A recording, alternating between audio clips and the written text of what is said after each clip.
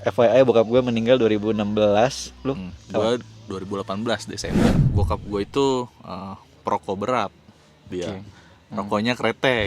Tapi udah di situ gue belajar CPR, tapi ya tetap aja nggak guna gue.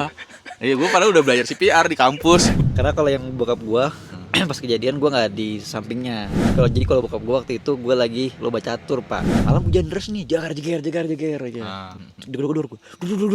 Itu ayah kamu gitu. Tiba-tiba ada yang nyeletuk bawa bapak. Arfi, terus berduka ya. Kalau ingat masa remaja dulu, ada nggak momen yang paling ngena setelah ditinggal ayah? Gimana rasanya tumbuh tanpa figur ayah? Apa lone wolf mentality anjir kata gua. Kata-kata TikTok tuh. Iya jadinya Lu pernah takut nggak jadi ayah nggak baik? jadi ayah yang nggak baik? Karena lu nggak punya panutan. Ya, lu bolehin anak lu pacaran apa enggak? Anak cewek. Anak cewek Anak cewek. nggak boleh. Pulang jam 5 ya. Tapi kalau misalkan anak lu cewek, boleh pacaran sama anak lu nggak? Anak lu cowok? Kalau anak gua cowok, anak lu cewek boleh nggak? Nggak boleh. Ya udah, sama aja nggak boleh juga gua. Tapi anak cowok gua baik. Ada kayak opening gitu nggak sih? Boleh aja gitu. Givari Arfi gitu. Anjay. Halo semua, Mas, ini episode pertama nih Mas. Oke. Buat di YouTube gua. Oke. Oh iya, kenalin dulu, gue Arfi, ini mentor gue namanya Mas Farel. Lu sebenarnya seneng gak sih kalau gue panggil mentor? Berlebihan anjir. Biasa aja. Kenapa berlebihan aja? Berlebihan aja. Tapi kan lu banyak ngajarin gue emang. Apa contohnya? Marketing, digital marketing, Ya. performance, sosmed. Lah kan emang gue banyak banget ajarin sama lu. Iya sih. Pas dong gue panggil mentor. Ya boleh lah. Udah gitu kan. Jadi ini Mas Farel guys, mentor gue. Mas, kemarin gue baru bahas tentang perempuan fatherless di TikTok sama di Instagram. Ya. Oke. Dan itu lumayan rame lah. Terus baru keinget kan kita kan fatherless juga ya. Iya. White team kita. Iya, kita white team. Yo, kita laki-laki fatherless juga. Iya. FYI bokap gue meninggal 2016. Lu? Gue 2018 Desember. 2018 Desember. Iya. Kenapa bokap lu? Bokap gue sakit Sakit apa? jantung, men. Sama berarti. Bokap gue juga sakit jantung. Iya, gagal jantung. 2016 berarti tuaan gue sebagai yatim ya. Iya. Lu dari 2015. Ya, junior lu ya. Junior gue. Gua mau ngomongin soal laki-laki fatherless Mas. Kita Nah, ya. Iya. Gue udah nyiapin beberapa pertanyaan juga. Oke. Dibantu sama ChatGPT. Atau iya. ini dulu deh, ceritain. Lu mau nggak nyeritain pas kejadian dulu? Kejadian apa nih pas bokap gue meninggal? Iya. Ya mau lah, nggak Ayo, apa-apa. Biar jadi pelajaran. Jadi Oke. bokap gue itu perokok berat. Dia rokoknya kretek. Sumpah, mereknya ya nggak boleh lah ya. Iya, oke. Pokoknya dia ngerokok kretek. Dia ngerokok. Dia tuh tipikal. Jadi kayak sekarang nih kita banyak meme yang, oh ini rasanya dulu ngeliatin ayah ngerokok di depan sendirian gitu. Nah bokap gue dulu sering kayak gitu, almarhum. Sendirian ngerokok, gue sebagai anaknya ngeliat doang. Ngapain sih ngerokok di luar sih ya, gitu sendirian ya? gitu kan. Ya gitu. Jadi ya itu dia sering ngerokok, begadang, malam-malam minum kopi gitu. Sampai awalnya tuh 2015 gitu. 2015 gue kan udah masuk kuliah waktu itu. Gue dikabarin papa sakit gitu. Sakit apa kata gue? Ya gini nih, nggak tahu sakit apa nih gitu. Terus udah aja kan gue ya udah sakit biasa tuh 2015. Itu rumah sakit masuk? Belum masuk rumah sakit, Sakit di rumah aja. sakit aja, lemas dan lain-lain gitu. Singkat cerita pokoknya nggak lama tuh seminggu kok nggak sembuh. Nah gitu, akhirnya gue sebagai anak yang gue kuliah di Depok, FYI dulu rumah gue di Bogor. Ya gue balik lah, gue lihat terus kayaknya seminggu 2 minggu bokap gue nggak sembuh. Jadi itu sebenarnya ini ya maksudnya check me if I'm wrong, cuma setahu gue dulu bokap gue dapet diagnosanya gagal jantung. Dan jadi tuh fungsi jantungnya tuh berkurang. Misalkan kayak fungsi jantung lu nih 100% nih sekarang. Kalau gagal jantung tuh karena dia kesumbat, pokoknya jadi kayak cuma 21% gitu. Jauh banget gitu. Jadi makanya dia nggak bisa lari, jalannya pelan, kurang lebih gitulah. Dia sakit. Ya udah tuh dari 2015 dia sakit kan sama bokap gue. Ya udah pas dia sakit, gue lagi kuliah. Singkat cerita ya udah, gue sampai sempat putus kuliah juga dulu. Iya sumpah bener. Nah, akhirnya gue sempat putus kuliah, tapi Ya udah, singkat cerita gue bangkit lagi, gue ikut tes ujian masuk lagi negeri. Ya gue masuk pokoknya, terus bokap gue masih sakit kan. Tapi dulu gue merasa ya dengan gue ada sukses-suksesnya lah gitu, bisa mengobati bokap gue dulu gitu. Ya udah, tapi bokap gue sempat seneng lah. Nah tapi singkat cerita 2015 sakit, 2016, 2017 sampai 2018. Nah 2018 ini sebenarnya almarhum bokap gue pas gagal jantung tuh udah apa ya, udah mendingan. Oh, udah mendingan, oke. Mendingan gitu lah. Nah, udah mendingan segala macem. Ya akhirnya dia sempet untuk kayak ya dia maksain buat kerja lagi dulu 2018 tuh. Oke. Dia Kerja apa? Dulu bokap gua kayak supplier alat listrik gitu. Oke. Gitu. Jadi ya udah, jadi dia coba kerja lagi, dan gue masih inget banget Hamin 3 bulan dia meninggal tuh dia sempet dapat proyek. Dapat proyek buat kayak kalau nggak salah pembangunan jalan tol. Ya singkat cerita itulah buat penerangannya gitu. Ya udah gitu, gue dulu yang bantuin nyetakin apa kayak proposal dan lain-lain, gue bantuin lah gitu. Terus ya udah tuh singkat cerita, tapi pas Hamin sebulan tiba-tiba ngedrop, Hamin sebulan meninggal ngedrop. Nah di situ yang menariknya adalah bokap gue nyuruh keluarga gue kumpul gitu. Wah ini nih di situ tuh tanda. Nah ini nggak tahu ya, ini namanya orang mau meninggal, kakek gue juga gitu, almarhum bokap gue juga gitu, disuruh kumpul. Gue dari Depok suruh, pokoknya keluarga yang di Depok gue disuruh pada main ke Bogor. Ya udah dia minta maaf. Dia minta maaf. Ya minta maaf satu-satu. Itu bukan tipikal bokap gue banget. Minta maaf gitu, terus kayak itu bukan tipikal bokap gue banget, kayak gue bukan di keluarga yang sosit-sosit gitu. Jadi yang lu menunjukkan rasa sayang nggak bilang gitu, menunjukkan maaf juga nggak bilang gitu. Nah dia minta maaf satu-satu. Wah gue di situ ngerasa aneh, friend. Iyalah. Aneh ya, sedih juga, nangis juga gitu. Soalnya aneh gitu. Ya udah tuh, itu Hamin sebulan dia. Tapi sorry, ada pikiran anehnya, ada pikiran kayak nih kenapa nih gitu, ada momen nih. Iya. Dulu gua enggak sembuh masih gitu. Oke. Kalau itu udah Hamin sebulanan lah. Udah tuh Hamin 2 minggunya dia masuk. Dia sakit, berobat, tapi udah pulang. Tapi udah Hamin seminggu meninggal, dia nggak kuat, mau dirawat. Udah dirawat, dibawa ke salah satu RS jantung di Jakarta. Udah dirawat 5 hari, udah dinyatakan boleh pulang. Baru nih gue mesen Grab kan, gue dari Jakarta Timur, gue ke Bogor naik Grab segala macam pulang. Baru nih nyampe di apa namanya, di masuk ke rumah gue lah ya gitu. Gue nemenin bokap gue di kamar, gue di kamar mandi, lagi buang air gitu, kan ini ditinggalin seminggu, air di rumah ya gue kuras lah gitu kan. Singkat cerita, tapi di situ bokap gue sempet ngomong tolong bikinin air panas gitu. Kayaknya udah tanda-tanda. Ya udah tuh gue gue ambilin air. Pas gue lagi ngambil air, mau gue panasin, bokap gue jatuh dari, dia duduk di kasur gitu. Terus depannya kan tembok nih, ini pintu nih, ini pintu, ini duduk di sini, ini kasur, nah ini tembok, jadi dia jatuh duk gitu aja kena tembok. Iya, kayak dengkulnya dulu jatuh, terus megang tembok, terus kena tembok gitu. Nah di situ tapi udah napasnya udah berat. Wah bokap gua kan tingginya 186. Tinggi banget sama bokap gua berat gendong dia, susah. Tapi udah di situ gua belajar CPR, tapi ya tetap aja nggak guna gua. Gua padahal udah belajar CPR di kampus, gua udah nolongin nih. Aduh kata gua, tapi ya namanya udah takdir, friend. Ya udah lewat kan akhirnya, ya udah lewat di situ. Wah gila, ini di depan mata gua gitu.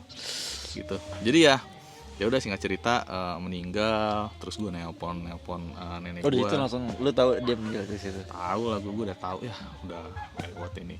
Cuma ya gimana, kadang-kadang gini, lu ada di tahap yang nanti tuh ketika ngelihat seseorang yang lu sayang sakit-sakitan terus meninggal, terus kayak ya udah daripada sakit mulu gitu, ngerti nggak lu? Ya. Nah gitulah pokoknya singkat cerita. Ya udah, tapi fun fact yang menarik adalah pokoknya sebelum bokap gue meninggal, yaitu dia minta maaf ke keluarga. Dia kayak udah kena spoiler apa gimana, gue juga nggak ngerti. Iya, terus banyak, terus dia nyeritain masa mudanya diceritain. Jadi kayak perjalanan hidup dia diceritain ke gue.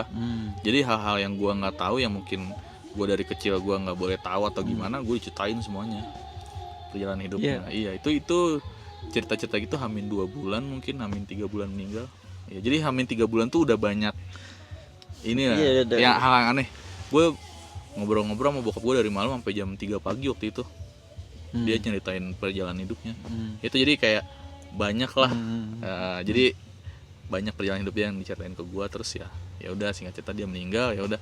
Cuma hal yang paling sedihnya adalah ya dia nggak ngeliat gue wisuda. Oh shit. Itu dia. Tapi dia pengen banget lihat lu wisuda. Iyalah. Iya. Dia kan yang banggain gue masuk di negeri itu. Banggain gue masuk di negeri. Dan dia sempet, lu tau gak yang digesek-gesek gini? Gue tuh baru tau pas bokap gue meninggal.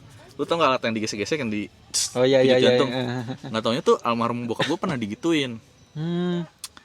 Nyokap gue kan nemenin kan, sampai nyokap gue udah nangis-nangis, tapi nyokap gue bilang mau lihat gue wisuda gak gitu. Anjing. Hidup lagi dalam artian digesek-gesek terus kuat lagi gitu. Nah makanya di situ mungkin gue kayak anjing, sedihnya di situ. Iya bener ini cerita true story man. Lu tahu nih pas bokap meninggal, Nah. apa reaksi lu? Hah? Tapi gue Nangis nggak bisa kan pasti kan? nggak bisa gue. Belum bisa nangis pasti di situ kan? Wah, hal yang pertama yang gue lakuin dulu ya, gue langsung koordinasi segala macam. Gue udah terbiasa ngurus orang sakit. Terus kayak yang kayak gini nih, gue udah gimana ya jadinya, kayak udah ada experience-nya sendiri, ngerti gak lo? Ketika bokap gue meninggal aja gue udah nelpon ini gue, terus ya di keluarga gue yang sana nyari ambulan, kubur di mana segala macam, terus surat-surat gue ke RT RW. Jadi pas bokap gue meninggal, gue tuh manggil dokter buat memastikan beneran udah nggak ada. Jadi lu nggak boleh nih, lu meninggal meskipun lu udah tahu meninggal ya, lu tetap harus didiagnos oleh dokter. Siapa tahu lu kan awam gitu. Iya, Lu tetap tuh makanya gue disuruh manggil dokter. Ya udah gue minta tolong ke siapa nih, dokter cariin bla bla bla, ada dokter ada, gue panggil, terus gue minta surat kematian RT RW biar diurus kuburan. Wah segala macem. Terus besoknya, terus di malam itu tuh ya gue nggak tidur. Lu ketika bokap atau keluarga meninggal lu nggak bakal tidur karena susah lu tidur. Betul. Susah tidur. Itu betul. Tuh dari malam subuh ya orang-orang terdekat itu pada ngajiin gitu-gitu segala macem. Terus sama teman-teman gue dulu kayak si Hasnal itu datang, si Hasnal, si Kemal, yang gue, si Nabil, si Enca juga datang gitu. Ya itu pada datang lah subuh padahal jam 4 pas tahu kabar gue meninggal. Ya pokoknya ngurusin semuanya lah.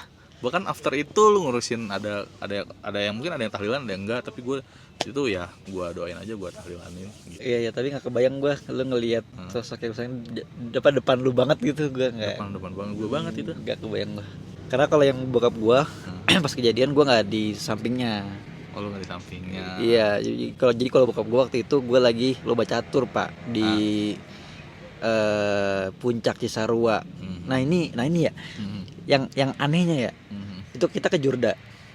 Gua, adik gue main, adik gue di kelompok kecil lah pas itu, terus gue di kelompok yang SMA kalau nggak salah, lupa gue. Nah biasanya tuh adik gue tuh selalu juara mas. Oh iya. Selalu dia juara, tahun-tahun dia juara gitu. Nah cuman pada pas hari H nih, hari H bokap gue nggak ada, itu hari terakhir kita lomba tuh. Itu tuh gue sama Aang tuh adik gue, kita memperebutkan juara 3. Gue juara 3, adik gue juara 1 atau 2 gitu. Kalau adik gue menang, adik gue juara 1. Cuman kalau kalah kelempar jauh. Oh. Gitu. Kalau gue menang juara 3. Itu adik gue yang biasanya menang, tiba-tiba nggak menang anjir. Kayak di nerf gitu. Iya. Tiba-tiba di nerf. Kalau gue emang udah biasa nggak juara. Anjir terus. Jadinya tuh bokap gue nggak terlalu naruh harapan yang besar kan ke gue kan. Jadi pas gue selesai dulu waktu itu, gue bilang ke bokap, ya remis. Ya udah nggak juara gitu. Itu masih biasa aja tapi. Masih biasa aja. Oh biasa aja. Kagak ada apa-apa. Sakit. Berarti nggak ngerasain sakit dulu. Enggak. Oh alah. Bokap gue tuh enggak. Yang gue tahu ya. Terus adik gue tuh laporan tuh dia nangis tuh waktu itu kalau nggak salah ya, nangis. Terus laporan ke bokap, kalah, jadi nggak juara tuh. Nah, itu udah aneh tuh, kita sama-sama nggak juara. Cuma kan pada saat itu mikirnya kayak ya udahlah gitu kan, emang belum rezeki aja. Itu satu dan pokoknya kita nggak juara. Malamnya nih pada saat di lomba ke Joda itu gue ada 2 villa, gue nginep di villa A, adik gue di villa B, adik gue sama nyokap gue sama bokap gue. Oh. Nah, gue doang yang bisa. Lalu sendiri. Nah, gue sendiri, gue sama teman-teman gue. Nah, malam hujan deras nih, jegar aja. Gue di villa gue, Puncak tuh. di puncak. Pokoknya hujan deras, tiba-tiba tuh gue lagi main catur sama teman-teman gue di kamar. Digedor gue. Namanya Gagah. Gagah tuh seumuran dari gue. Itu ayah kamu gitu. Kenapa ya? Gue kagak mikir macam. Kenapa ya? Jatuh gitu. Oh jatuh. Oh ya udah. gitu. Gue kagak mikir apa Pak. Nggak mikir buruk lah. Iya, Ya, karena sehat. Ya, Sehat anjir. Oh ya udah, ntar gue ke situ dah. Hujan-hujan ke situ gue. Sampai sana, sampai Villa A. Itu ada orang tua lain lah yang ada di villa situ juga kan. Mereka bilang, nah, Arfi tadi ayah jatuh, cuman ini makan dulu ya gitu. Oh, Makan. ditenangin dulu. Iya, makan mie gitu. Kasih gue makan mie, udah makan, set makan. Gue nggak tahu apa nih, sama sekali gue nggak tahu. Adik gue juga nggak tahu. Kenyang tuh, udah kenyang, set nyender gue. Masih di Villa A tuh gue masih nunggu kan bokap gue. Oh abis itu abang gue nelpon pas gue lagi makan. Gue nggak tahu nih posisinya ya. Abang gue nelpon, lu di mana Fi gitu katanya. Gue di villa nih. Tadi ayah jatuh gitu. Abang gue tuh udah lemas banget mas. Lemas banget. Aduh ya nih gue nggak tahu nih, gue nggak kuat, lemas banget. Lah kenapa lu? Gue kagak tahu kan. Gue bilang, lah kenapa lu? Kok lemas? Emang kenapa gitu? Nah dia nggak jawab tuh. Habis itu dimatiin sama dia. Ini kan villa A nih. Di sampingnya tuh ada villa C. Nah adik gue ke villa C. Dia main sama temannya di situ. Dia nggak tahu. Jadi suruh main aja. Iya disuruh main aja tuh. Terus gue dateng lah ke dia kan. Gue nyamperin. Nah pas gue keluar dari villa A ke C, tiba-tiba ada yang nyeletuk bawa bapak. Arfi, terus berduka ya. Anjing di situ. Deng. Berduka gitu. Oh itu gue langsung nangis. Benar-benar kayak, oh jadi ini. Iya itu. Jadi meninggal. Langsung gue lari ke adik gue. And gue peluk tuh. Ternyata adik gue udah tahu. Oh dia lu udah tahu. Dan ini gue baru tahu adik gue udah tahu tuh. Kemarin kita baru ngobrol. Kayak kita baru ngobrol panjang lebar. Ternyata adik gue tuh tahu. Jadi kalau POV-nya adik gue, pas bokap gue sekarang tuh mau tuh adik gue denger. Oh iya. Cuman adik gue tuh disuruh makan sama nyokap gue. Adik gue pengen masuk kamar nih. Adik gue mau masuk nggak boleh. Disuruh makan. Jadi adik gue udah di luar. Pas karatul adik gue dengar katanya gitu. Oh sebenarnya. Cuman nggak tahu ya, mungkin dulu masih bocil kali ya. Jadinya jadi nggak ngeh gitu kan. Abis itu gue ke rumah sakit jantung di Puncak. Benar udah diselimuti sama selimut putih tuh di rumah sakit. Udah anjir, nangis lagi gue di situ. Even gue pas nyampe ke rumah itu abang gue langsung nyariin gue tuh. Arfi mana Ang gitu. Pas itu keadaannya mati lampu pak. Sampai rumah tuh mati lampu, udah ramai tuh tangga tuh. Udah ramai tangga. Gue lewat udah kayak artis gue. Tangga pada di kanan kiri gitu. Gue iya gitu kan. Iya kan. Abang gue nyariin, mana Fi dia meluk gue sama adik gue. Kita aduh, gue jadi ini gue mellow. Dibilang gitu tuh, kita bisa tenang gitu. Ya kan otak gue masih anak kecil ya waktu itu ya. Jadi kayak udahlah. Kalau lu sebagai anak pertama nggak mikir macam-macam? Gue gimana ya, gue dulu mikir bokap gue meninggal terus kayak gue nggak mikirin sampai kayak gue nanti bakal susah nyari uang dan lain-lain. Enggak sih. Tapi gue percaya aja gue bisa gitu. Karena ya gimana ya gue percaya gue bisa aja gitu. Canggih aja. Kayak udah gitu. Dulu soalnya nih ya, waktu gue kecil lu pernah nggak sih lu mikirin, lu takut nih terus lu kayak mikirin daripada bokap gue meninggal mending gue duluan deh. Lu pernah mikir kayak gitu nggak? Waktu sebagai bocil nih, gue dulu mikir gitu soalnya. Aduh, gue takut nih nanti nyokap bokap gue meninggal. Terus gue kayak suka bilang kayaknya mending gue duluan deh yang dipanggil gitu. Terus jadi kayak gimana ya? Jadi lama-lama gue sadar akan semua orang pasti akan meninggal gitu. Nah, jadi lu udah mulai mikirin nih, oh ini kalau gue ini pasti meninggal nih, pasti meninggal gitu.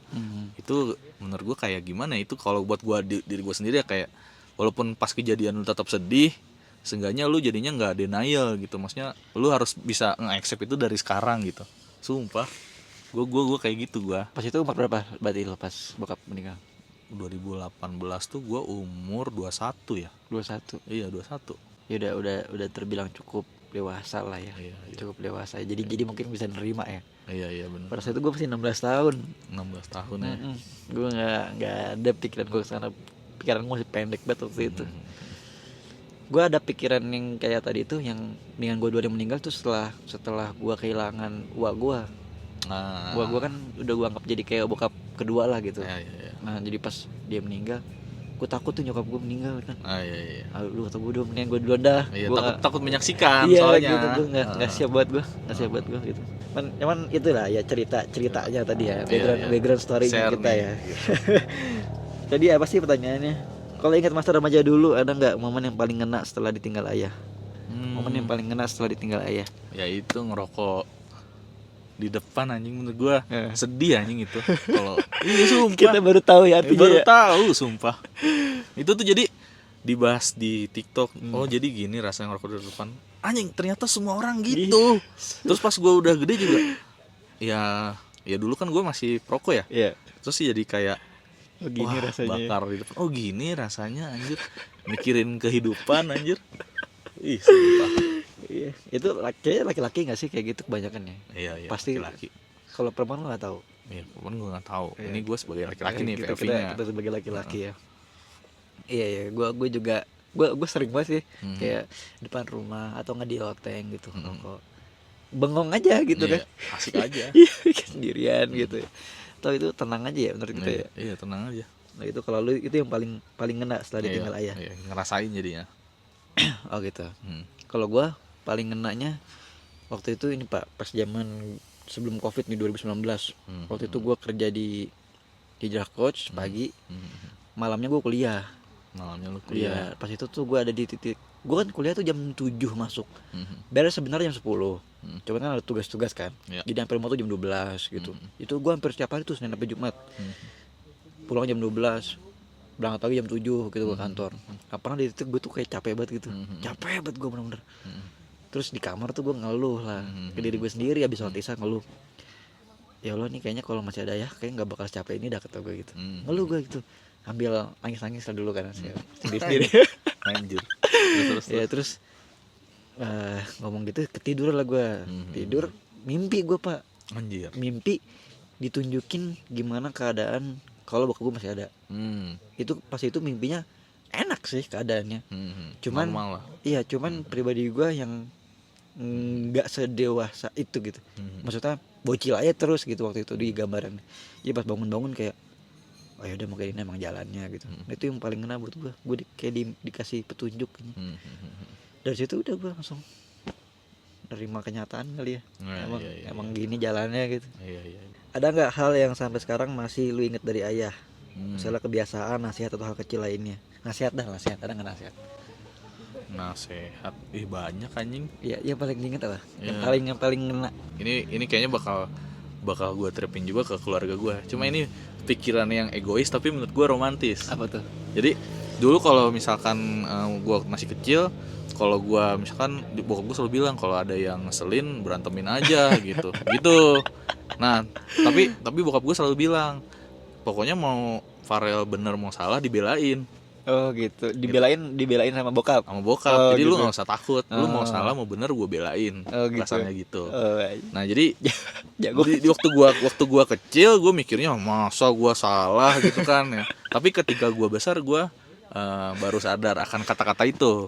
Jadi maksudnya ya adalah ya lu harus selalu ada buat keluarga lu, mau dia lagi salah dia lagi benar. Itu sih.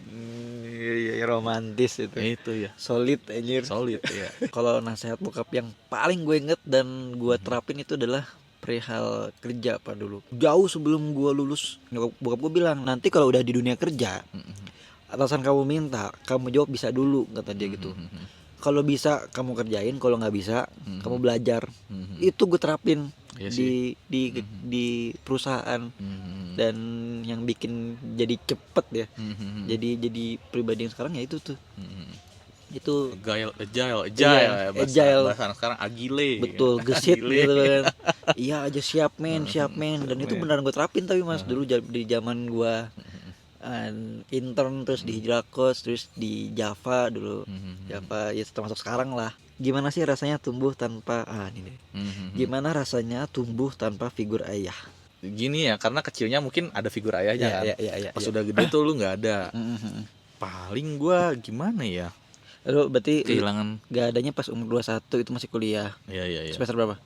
Baru semester udah mau lulus gua. Udah mau lulus. Satu semester lagi tuh gua. Oh iya. Aduh, dikit lagi. Semester lagi gua padahal ya. Kalau di umur 20-an mungkin yang bakal gua kehilangan sosoknya apa ya gua. Kalau kecil maksudnya gue dapet semua lah gitu. Cuma pas udah gedenya ya mungkin ya tadi lu nggak dapet pas momen kuliah atau mungkin nanti momen lu nikah nih nggak ada, momen lu punya anak nanti nggak ada gitu men. Gue bokap pas gue SMA itu masih ABG lah gue. Gue banyak melencengnya sih gue. Dia masih muda, friend. Iya. Muda masih- berkelana, tua bercerita. Asik. Mungkin pas proses ini ya, ini ngefeknya ke proses mencari jati diri kali ya. Nah, iya. Gak ada yang nge-guide. Abang gua tanggung jawab. Mhm. Cuman kan dia juga belum pernah jadi ayah kan, belum pernah jadi sosok ayah gitu. Jadi ya ada miss-missnya lah pasti kan. Dan itu wajar gitu. Jadi pas abang gua jadi kepala keluarga itu ya guanya jadi bukan lontang-lantung ya, jadi liar lah gitu. Beda soalnya kali kan, beda. Dulu bokap gua otoriter, nge-guide-nya juga ketat gitu. Iya, ketat. Semenjak bokap gak ada jadinya ngerasa bebas gua. Iya, Dan gua mainnya kejauhan gitu. Nggak ada nge-guide, iya bener sih. Iya, sebenarnya ya yang bikin gua ini adalah kan dulu bokap gua tuh ini banget sama politik, Mas. Oh Dia iya. PDIP banget ya. Nah, sebenarnya tuh gue pengen banget gue diskusi politik sama dia itu. Oh. Itu yang paling Iya, pengen, yang ada di otak gua tuh pas semenjak pemilu ya. Ya gimana sih perasaan bokap gua setelah tahu Jokowi kayak gini gitu. Dulu dia Jokowisme parah. Oh, iya. Parah dia gitu. Iya. Jadi kita sebagai anak harus ingat sama apa ya, sama arti hidup ini kali ya. Nggak, karena gue kalau misalkan gue nggak ada inget sama keluarga, gue makin liar kali. Iya benar. Challenging udah pasti ya. Banyak kita up and downnya. Waduh, kalau diceritain kayaknya panjang banget ya. Panjang. Lu friend. banyak cerita, gue juga banyak cerita Iya, aja. bener. Banyak, friend. Banyak banget. Waktu kecil atau remaja, ada nggak momen dimana lu ngerasa iri dia teman-teman yang masih punya ayah? Mungkin sekelibet ada ya, cuma gue orangnya nggak dipikirin. Iya. Mungkin pasti ada, nggak mungkin nggak ada. Betul. Sama lagi gue juga. Iya. Sama. Cuma nggak segitu di sedihin, Iya, dilarut-larutin iya, kan, iya. kayak gitu. Ada nggak fase dimana lu denial atau menghindari ngerasain kehilangan itu? Ada lah pasti. Pasti ya. Iya. Kalau tadi gue sampai yang terakhir tuh tadi tuh, yang gue cerita tentang permimpi itu tuh gue masih denial tuh. Iya, anjir. Kalau ada gini nih. Iya, kalau ada gini nih. Lu gitu masih? Ya, Kalau bokap gue ada gua. Ada. Ada. Tapi lu capek nggak kalau sekarang? Capek sih enggak ya. enggak capek gua. Enggak. Tapi kan lu sekarang nih nggak capek. Tapi kan dari proses Oh, prosesnya capek, men. capek banget Capek, kan. men. Iya. Asli. Dipikir-pikir gue dulu segila itu kerja. Makanya gue mau bosan, gue jadi sampai bosan. Lu bayangin lu kerja nih saking ya gue gimana maksudnya bosan tuh lu udah ngerasain kerja dari pagi terus lu abis kerja lu bangun startup terus lu belajar bangun startup pagi kerja lagi terus duit gajian lu abis buat bayar kursus gitu. Gue udah ngerasain fase gitu sampai bosen. Iya. Bosen gitu. Menurut lu kehilangan ayah bikin lu jadi orang yang lebih kuat atau justru sebaliknya? Lebih kuat lah. Tuh bener itu. Ini di TikTok gue baru tahu nih ada istilahnya. Apa tuh? Jadi gue pernah ngeliat kata-kata ada tuh namanya lone wolf mentality. Waduh. Ya, jadi kayak nah terus pas gue lihat ciri-cirinya ya kayak yang maksudnya kayak yang gue rasain nih. Gue mungkin self diagnose cuma pas gue baca-baca ini gue banget nih. Apa lone wolf mentality anjir kata gue. Kata-kata TikTok tuh. Iya jadinya katanya lone wolf mentality tuh kalau lu kayak mau pergi apa lu nggak butuh seseorang, lu pergi tinggal pergi, terus lu nggak bergantung, nggak dikit-dikit minta tolong ke orang. Gue bukan tipikal yang dikit-dikit minta tolong. Gue apa gue bisa sendiri, gue sendiri aja. Itu kecuali kadek gue. Kadek gue ngambil minum aja gue minta gitu. Pem ke Indomaret Pem. Pem ke Indomaret itu. Tapi kalau hal-hal lain gue kayak apa ya, gue sendiri semua gue hadapin gitu. Gue juga tipe kalian gitu persis banget. Aja ini kalau diterusin ada pembahasan yang seru cuman out of topic cuman nggak jadi nggak usah. Ya. Tapi kalau gue justru awalnya gue sebaliknya dulu, abis itu baru kekuat gitu. Gue lemah dulu nih. Lemah dulu baru kuat. Baru kekuat. Nah. Gitu. Iya kan tadi kan karena yang gue liar itu kan lemah lah ya. Jadinya kan tol gitu kan off track banget. Ya mungkin lu ada fase ngerasa benci dunia nih, fuck gitu kan. Iya betul. Kesel sama keadaan lah gitu kan. Sampai akhirnya baru sekuat sekarang. Pernah nggak ngerasa harus jadi pria dewasa lebih cepat karena kehilangan ayah? Oh iya nggak sih ini mah? Mau nggak mau nggak sih ini harus ya? Iya sih fase ya itu apalagi tuh. anak pertama. Iya fase dewasa lebih cepat iya sih. Menurut gue ya itu kehilangan orang, lu putus cinta dan lain-lain tuh itu hal-hal yang bikin lu berkembang aja. Iya, itu kalau gue. Iya, tapi gue ngerasa kayak karakter development lu di situ gitu. Kehilangan Kehilangan lu baru lu berubah. Iya. Bener. Tuh. Pernah nyari sosok pengganti figur ayah di orang lain nggak? Misalnya mentor, om atau siapa gitu? Nggak ada lagi gua. Nggak ada. Ya udah dia gitu. Lu Kalau gue lebih bukan nyari sosok pengganti ya, tapi lebih ke gue masih butuh panutan lah ya waktu itu. Makanya jadi gue waktu itu gue jadi gue anggap sebagai ayah. Karena emang waktu itu gue tuh emang scare itu pak, sama gue tuh, sama keluarga, sama gue dan adik gue gitu. Kayak bener-bener dibimbing, diayomi gitu. Gue dikasih jalan juga waktu itu sama dia. Jadi gue ngerasa ini jadi ayah gue nih. Sampai dia meninggal lagi. Gitu. Lu pernah takut nggak bakal bisa jadi ayah yang baik nanti gara-gara nggak punya panutan langsung? Mungkin pertanyaannya, lu pernah takut nggak jadi ayah yang nggak baik? Jadi ayah yang nggak baik. Karena lu nggak punya panutan. Ya. Ini sih bokap gue baik. Lu percaya nggak? Gue disentil aja nggak pernah. Emang dipukul ya nggak pernah disentil. Gue nggak pernah gue. Biasanya anak pertama jadi sasak. Enggak anjir. Tapi bokap gue marahnya verbal sih. Tapi verbal bukan yang ngata-ngatain, bukan kayak badungnya gitu, kayak tidur gitu. Nah itu gue udah takut digituin anjing. Diginiin doang nih gue, bokap gue diginiin nih. Tapi nggak disentil, diginiin doang. Takut. Gue. Iya. Tapi gue nggak pernah main tangan. Nggak pernah gue. Padahal lu anak pertama ya? Iya nggak pernah, percaya nggak? Canggih juga. Biasanya pertama jadi sasak. Jadi samsak. Nggak pernah gue kalau sama bokap gue dipukul, nggak pernah. Tapi kalau sama nyokap gue pernah anjing. Gue pakai sapu dulu, belajar sholat, belajar ngaji, nggak bisa anda disabet. Gue pernah. Gue gara-gara kagak mandi jadi disabet pak sama nyokap mah. Iya. Jadi lebih ringan tangan nyokap sebenarnya daripada bokap gitu. Tapi kalau gue nggak takut sih, karena dari sekarang gue udah belajar parenting, udah baca banyak juga lah yang bisa dipelajari. Jadi nggak harus takut sih. Kalau punya anak nanti, hal apa yang pasti bakal lo lakuin atau justru lo hindari sebagai ayah? Yang gue lakuin kalau gue punya anak, pertama-tama dari kecil harus sering didongengin anjing anak tuh, diajak ngomong. Setuju. Itu jadi core memories di gue. Terus efeknya ke gue apa nih? Gue bisa berpikir cepat, kritis, imajinasi gue kuat. Gue ngerasa imajinasi gue karena gue kecilnya sering didongengin sama bokap gue, nyokap gue. Sampai gue agak gedean dikit ya, mungkin gue dulu 2 SD, 3 SD gue masih didongengin sebelum tidur sama nyokap gue. Iya. Terus gue udah kritis. Nyokap gue cerita, mama punya teman gitu kan, cerita. Terus dia bertiga bersaudara, terus dia bandel, terus ada dialog kan antara sini. Terus gue sampai di titik gini, gue nanya, mah kan itu teman mama bertiga, kan gak ada mama tahu dari mana dia ngomong gitu sama temennya. Gue ada di tahap kayak gitu. Terus udah kritis pas nyokap gue ngeh bahwa mungkin gue udah kritis. Nyokap gue ketawa-tawa gitu. Itu kan kalau kecil. Kalau dari remaja, lo bolehin anak lo pacaran apa enggak? Anak cewek. Enggak boleh. Pulang jam 5 ya. Kalau ada yang mau kenalan sini sama gua. Ya. Tapi boleh pacaran apa enggak anak cewek lo? Enggak boleh anjir. Sampai selamanya? Enggak, kalau udah gede dia udah ya udahlah. Gedenya kapan nih? Ya udah lulus kuliah lah.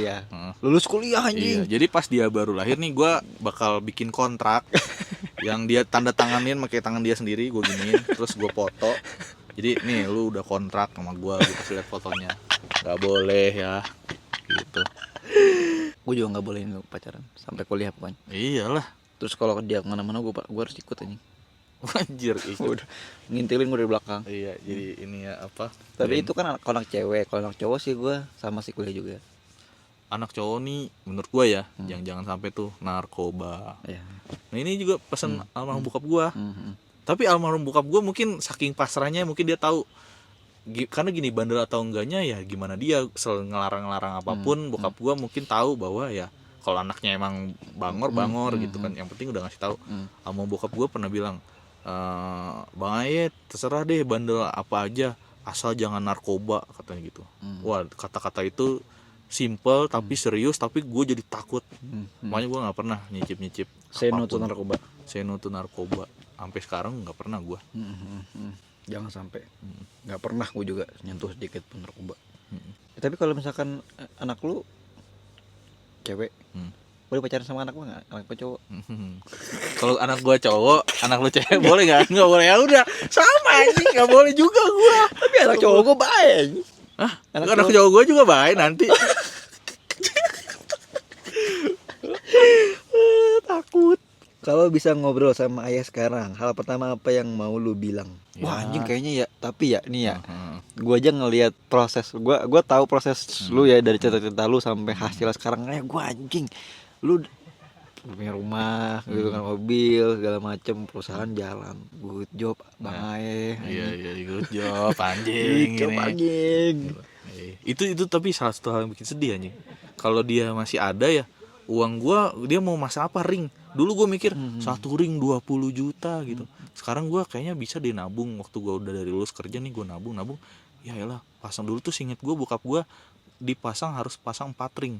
Satunya kalau nggak salah 24 juta, berarti anggaplah cepet lah sama biaya lain-lain rawat cepet 50. Menurut gue sekarang kalau gue bokap gue masih ada, tinggal ya udah nih sembuh kayak Indro Warkop tuh operasi jantung normal lagi dia.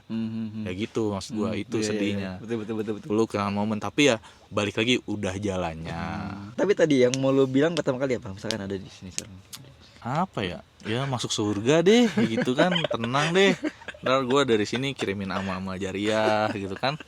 Aja. Iya. Kalau ada orang lain yang juga kehilangan ayah di usia muda, apa pesan yang mau lu sampaikan ke mereka? Lu cari tahu tentang amal jariah.